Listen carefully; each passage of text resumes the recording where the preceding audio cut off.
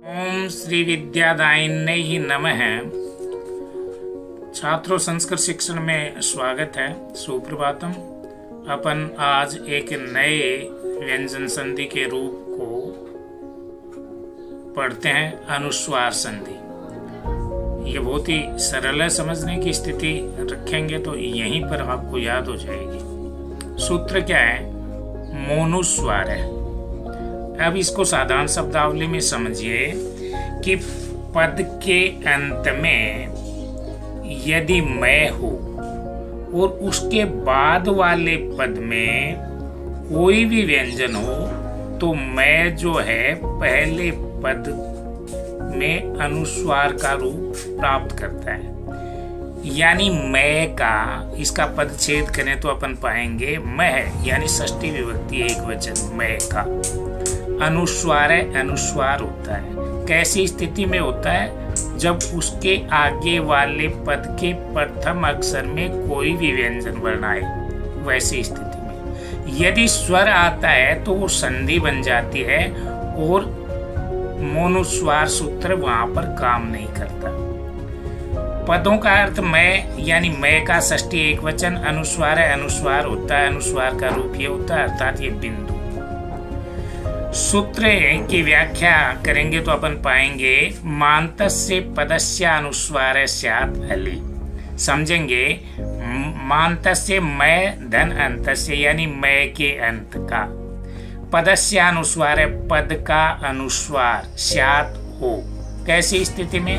हलि, यानी हल के परे रहने पर। हल यानी व्यंजन, व्यंजन के परे रहने पर। सूत्र का अर्थ मैं अंतः पद को अनुस्वार होता है हल व्यंजन के परे रहने पर।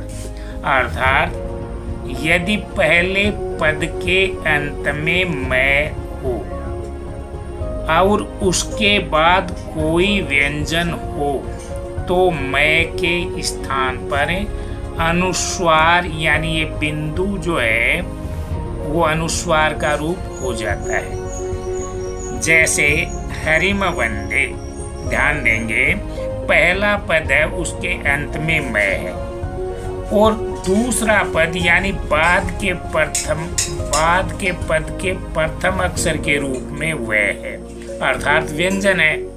तो ऐसी स्थिति में ये संधि करने की स्थिति में शब्द वैसे का वैसा रहता है, लेकिन ये जो मैं है वो अनुस्वार का रूप ले लेता है और शब्द वैसा का वैसा हो जाता है।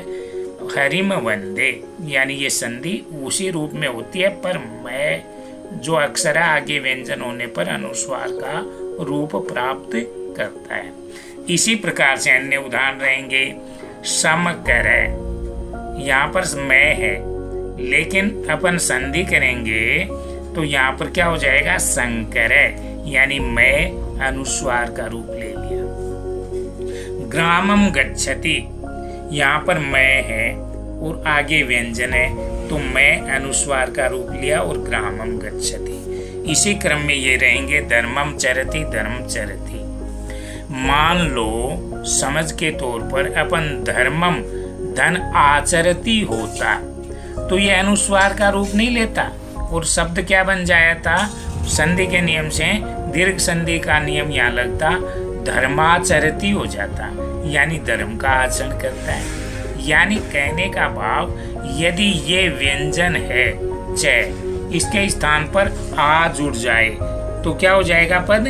धर्माचरती, अर्थात मैं अनुस्वार का रूप नहीं ले रहा है और वहां पर क्या हो जाए? स्वर होने पर उसी रूप में समाविष्ट हो जाता है। यहाँ पर ध्यान ये देंगे कि स्वर कोई भी हो तो संधि का रूप समास हो जाता है, उसमें मिल जाता है। लेकिन यदि व्यंजन रहेगा तो ये अनुस्वार का रूप ले लेगा। कथाम पठति, कथा पढ़ती। रामम वंदे, रामम वंदे। सत्यम वदति, सत्यम वदति। फलम पतति, फलम पतति। नगरम गच्छति। अब यही पद को समझेंगे। यदि कल्पना के तौर पर समझें, यदि नगरम आगच्छति होता तो क्या होता? नगरम आगच्छति, तो यहाँ पर नगरम आगच्छति हो जाता, वैसे ही समाविष्ट हो जाता स्वर। लेकिन यहाँ पर नगरम धन गच्छति यानी मैं के बाद अनुस्वार होने पर नगरम मैं अनुस्वार का रूप ले लेता है। गृह कार्य करेंगे तो अपन प्रश्न लिखेंगे, अनुस्वार संधि या मोनुस्वार सूत्र को उदाहरण सहित स्पष्ट कीजिए।